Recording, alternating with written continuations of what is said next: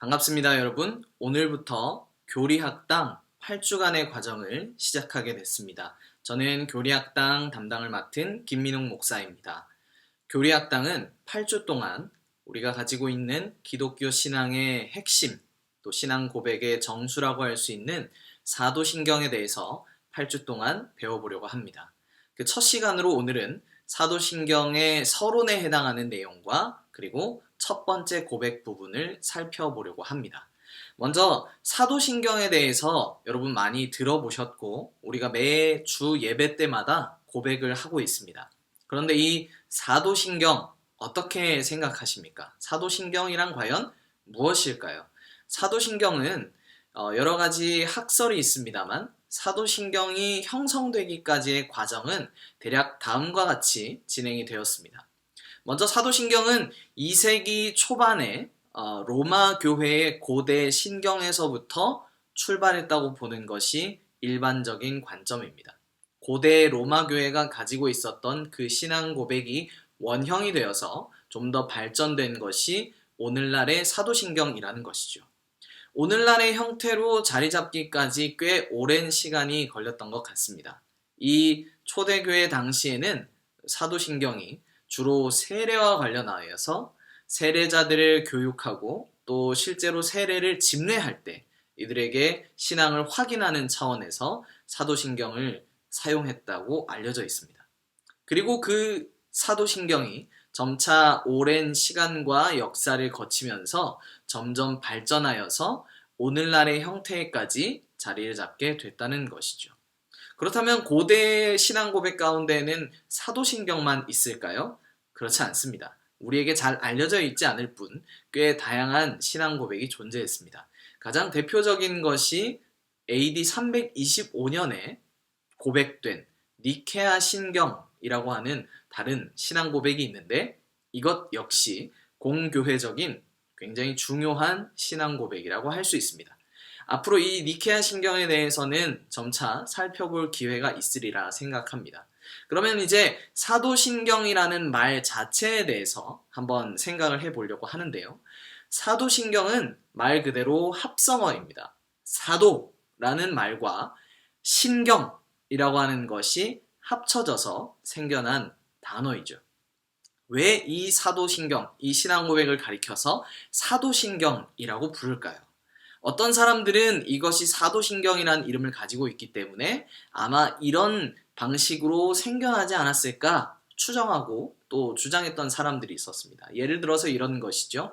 사도신경의 항목이 총 12개의 항목으로 나눌 수 있는데 예수님의 12제자들이, 12사도들이 한 구절씩, 한 부분씩을 고백하고 연이어서 형성된 것이 사도신경이 아니냐 하는 일종의 초대교회 전승이 있었습니다. 그러나 이것은 사실을 확인할 수 없는 부분이고 오히려 이 사도신경이라는 말이 가지고 있는 함의는 이 고백이 사도들이 했기 때문에 사도신경이 되는 것이 아니라 사도적인 신앙 고백을 담고 있기 때문에 이것을 가리켜서 사도신경이라고 부른다는 것이 좀 더 일반적인 관점입니다. 그래서 우리는 이 고백을 사도신경이라고 부를 때 이것이 사도적인 신앙의 고백을 잘 담고 있기 때문에 사도신경이라고 부르는구나. 우리는 그렇게 생각을 할 필요가 있겠습니다. 그렇다면 사도적 신앙 고백이라는 것은 과연 무엇일까요? 왜 이 신앙을 가리켜서 사도적이라는 표현을 썼을까요? 이것은 우리가 가지고 있는 신앙이 단순히 누군가가 고안해낸 어느 순간에 갑자기 생겨난 그런 신앙이 아니라 하나님께서 처음부터 우리에게 주신 신앙임을 고백하는 의미가 담겨 있습니다. 이 모든 신앙의 출발은 구약에서부터 시작합니다. 구약에서 하나님께서 율법을 통해 주신 것이 이제 신약 시대로 이어지죠. 예수님께서는 새로울 것이 없는 구약의 율법과 정신에 입각해서 우리에게 하나님의 말씀을 가르쳐 주시고 하나님을 알게 해주셨습니다. 그리고 그 예수님의 바톤을 이어받은 12제자들, 예수님의 그 사도로 부름을 받은 자들이 이 복음을 이어갔죠. 사도들은 자신들이 받은 복음을 자기들만 가지고 있지 않고 다른 교회들에 전수해 주었습니다. 그리고 교회 역사를 보면 교부라고 알려져 있는 교회의 아버지, 영적인 아버지뻘 되는 그러한 영적인 지도자들을 통해서 이 사도적인 복음이 계승되었습니다. 이들이 또한 계속해서 복음을 전하고 가르치고 교회는 그 사도적인 신앙을 계속해서 잘 간직해 왔습니다. 그리고 중세 시대를 거쳐서 종교개혁 때에 다시 한번 이 사도적인 신앙을 하나님의 말씀에 입각해서 다시 확인하고 잘 가르치게 됩니다. 그것이 여러 선교 사역과 선교사님들을 통하여서 오늘날의 우리들에게까지 전파되었죠. 이것이 사도적 신앙이라는 말이 가지고 있는 함의입니다. 우리는 초대교회 때부터 이어져 내려온 그 동일한 신앙의 고백을 가지고 있다는 것이죠. 예수님께서 전해주셨고 우리에게 전파된 이 신앙은 결을 같이 합니다. 그래서 우리는 이 고백을 통해서, 이 사도신경이라는 신앙 고백을 통해서 우리가 전수받은 신앙의 정수를 하나님 앞에 고백하고 우리의 정체성과 우리의 믿음을 확인할 수 있는 것이죠. 그래서 이 사도신경을 바르게 안다는 것은 굉장히 중요하다고 할 수 있겠습니다. 단순히 어떤 주문처럼 예배 시간에 읊조리고 또는 외우고 지나가는 것이 아니라 이 안에 담겨있는 한 문장 한 문장, 그리고 한 단어 한 단어를 우리가 곱씹어가면서 하나님 앞에 고백할 수 있다면 좀 더 풍성하고 우리의 믿음을 부요하게 만들 수 있을 것입니다. 이제 우리는 이 사도신경에 대해서 본격적으로 배우고자 합니다. 사도신경을 가리켜서, 사도신경에 대하여서 종교개혁 당시의 신앙고백이었고 또 교리문답이었던 하이델베르크 교리문답은 다음과 같이 표현합니다.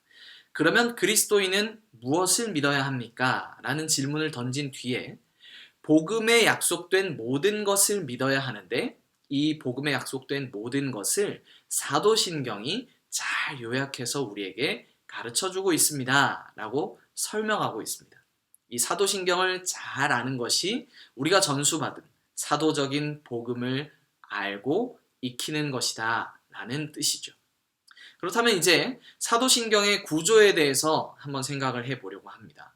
사도신경은 아주 간단한 구조, 하지만 아주 분명한 구조로 형성되어 있습니다. 사도신경은 크게 세 부분으로 나눌 수 있는데 첫 번째는 성부 하나님께 대한 고백, 그리고 두 번째는 성자 예수님께 대한 고백, 그리고 세 번째는 성령 하나님께 대한 고백으로 나눌 수 있습니다. 실제로 우리가 사용하는 한글로 번역된 이 사도신경을 보면 믿는다는 말이 총 4번 나옵니다. 그러나 원어인 라틴어를 보면 믿습니다 라고 표현할 수 있는 크레도라는 단어가 딱 3번 성부와 성자와 성령께 대하여 사용된 것을 알 수 있습니다. 이것이 알려주는 중요한 의미는 무엇이냐면 이 신앙 고백이 바로 삼위일체에 대한 분명한 신앙을 담고 있다라는 것입니다. 삼위일체는 우리가 굉장히 어려워하는 내용 중에 하나입니다. 굉장히 철학적으로 느껴지고 우리와 별로 상관이 없게 느껴지죠. 하지만 초대교회 때부터 이 사도적인 신앙 고백 안에 삼위일체 하나님께 대한 고백이 담겨 있었다는 것은 우리가 가지고 있는 이 기독교 신앙의 핵심이 무엇인지를 생각해 보게 합니다. 우리가 믿는 하나님은 어떤 분이신가? 라는 질문이 그 안에 담겨 있는 것이죠. 그리고 그 질문에 대해서 사도신경은 이렇게 대답하는 겁니다. 우리가 믿는 하나님은 성부, 성자, 성령, 삼위일체의 하나님이십니다. 라는 고백이 바로 사도신경이라고 해도 과언이 아닐 것입니다. 그런데 구조상 이 세 부분 가운데에서 성자 예수님께 대한 고백이 가장 많은 비중을 가지고 있습니다. 문장이 길이가 길고 더 많은 내용을 품고 있죠. 그것은 예수님을 바르게 아는 것이 이 삼위 하나님을 바르게 아는 핵심이고 동시에 우리가 가진 신앙의 기본이기 때문에 그렇습니다. 우리는 이렇게 사도신경의 구조를 통해서 우리가 믿는 하나님이 어떤 분이신지를 보게 됩니다. 그러면 어떤 분은 이렇게 질문할지도 모르겠습니다. 성경에 삼위일체라는 단어는 나오지 않지 않나요? 이렇게 이야기할지도 모르겠습니다.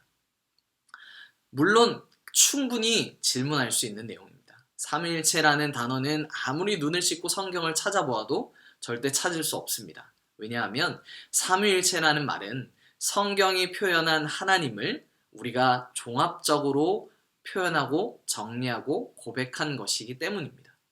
또 다른 종교개혁 당시의 신앙 고백이었던 벨직 신앙 고백서를 보면 이렇게 표현합니다. 왜 우리가 하나님을 삼위일체 하나님이라고 고백합니까? 라는 부분에 대해서 이렇게 이야기를 하는 것이죠. 왜냐하면 성경이 우리에게 하나님이 그런 분이시라고, 그런 방식으로 우리에게 가르쳐주고 있기 때문에 우리는 삼위일체를 고백합니다 라고 표현하였습니다. 그러니 우리는 성경을 따라서 성경에 나타난, 성경을 통하여 우리에게 계시하신 그 하나님에 대해서 배워가고 고백하는 것이죠. 이제 우리는 오늘 첫 번째로 그 사도신경의 첫 부분인 성부께 대한 고백을 먼저 살펴보려고 합니다.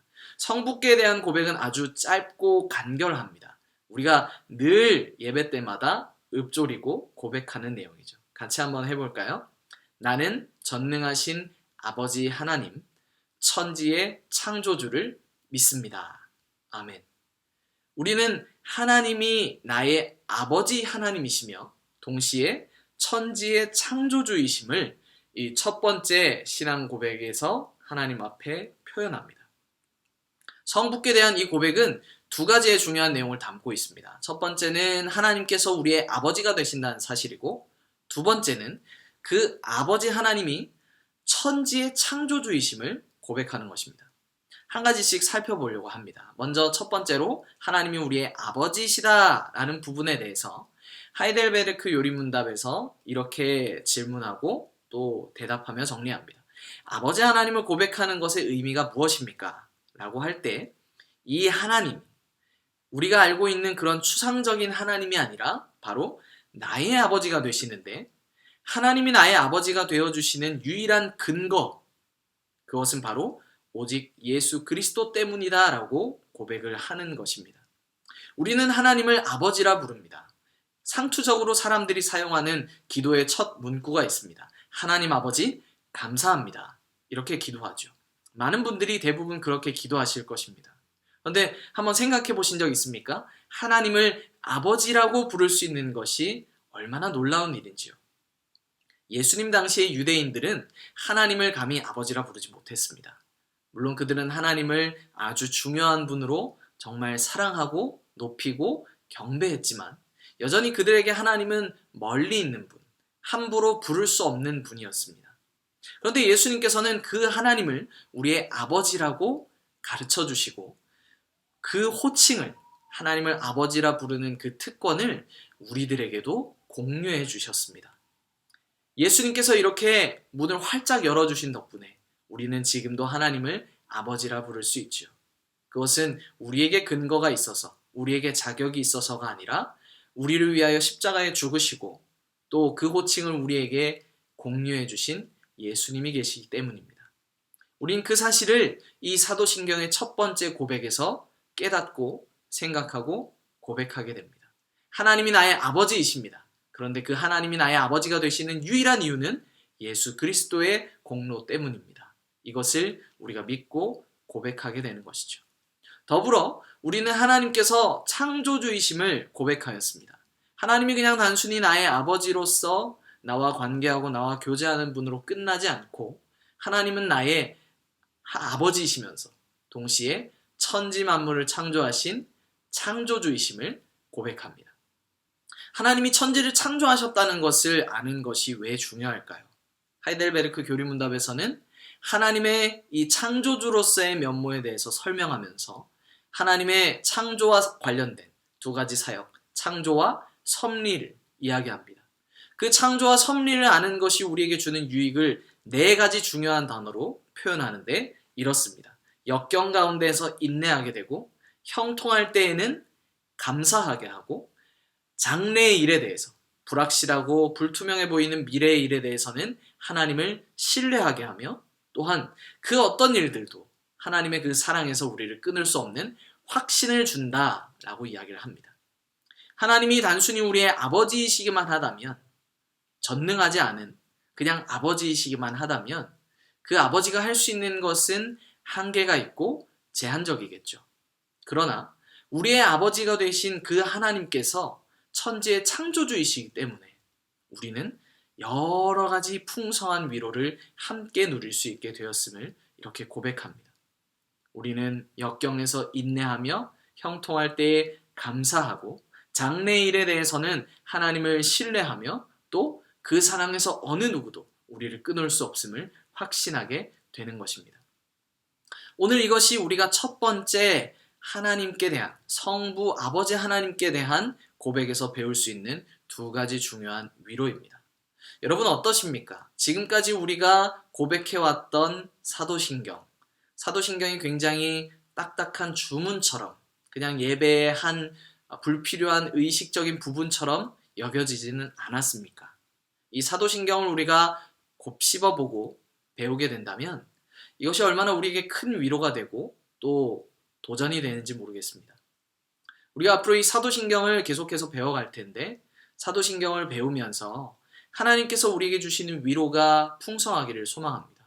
그냥 단순히 지적인 부분에서만 하나님을 알고 배워가고 더 자라가는 것이 아니라 우리가 영적으로 더 풍성한 삶을 누리게 되고 하나님과의 교제 속에 살아갈 수 있게 되기를 바랍니다. 이 이야기를 하면서 마치려고 합니다. 앞서 사도신경의 구조를 보면 성부와 성자와 성령께 대한 그 신앙의 고백이 이 삼위일체 하나님에 대한 신앙의 고백이 이 사도신경의 핵심이다라고 말씀을 드렸었죠. 삼위일체는 그저 사변적인 지식이 아닙니다. 삼위일체는 지금도 살아계셔서 우리와 교제하기 원하시는 하나님이십니다. 그 하나님이 우리와 교제하기 원하셔서 자신을 우리에게 알려주시고 우리가 그 하나님에 대해서 고백할 수 있게 하시고 그 하나님을 생각하고 깨닫게 해주신 것입니다.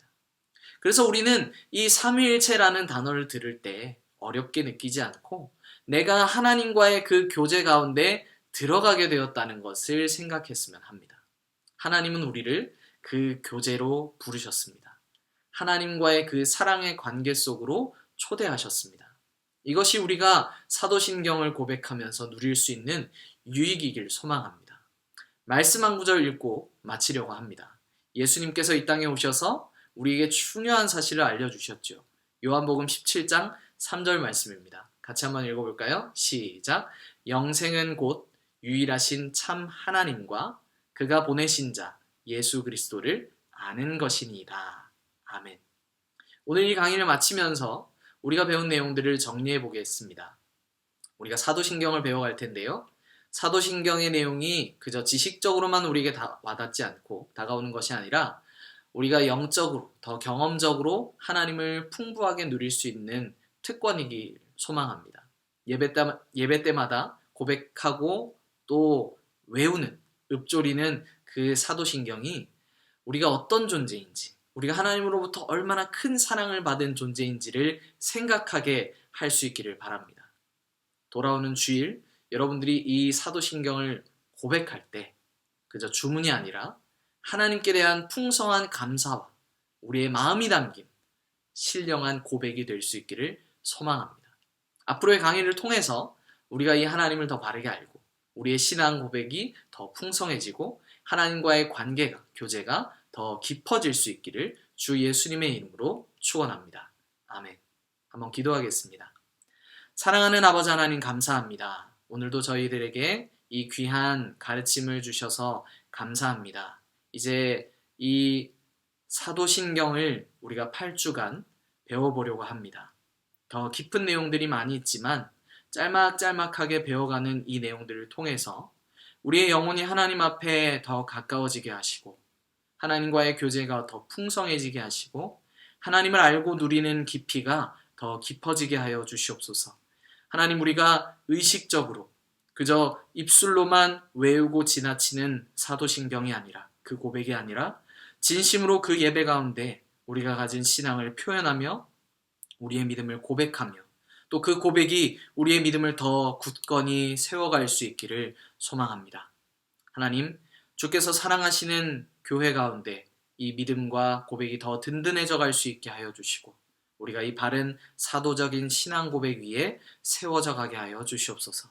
이제 이 사도신경을 배우는 첫 걸음을 내디뎠습니다. 앞으로의 걸음 가운데 하나님 함께하여 주시고 우리가 하나님을 더 깊이 알고 누릴 수 있도록 성령께서 친히 우리 가운데 깨우쳐 주시옵소서. 감사를 드리며 예수님의 이름으로 기도드립니다. 아멘.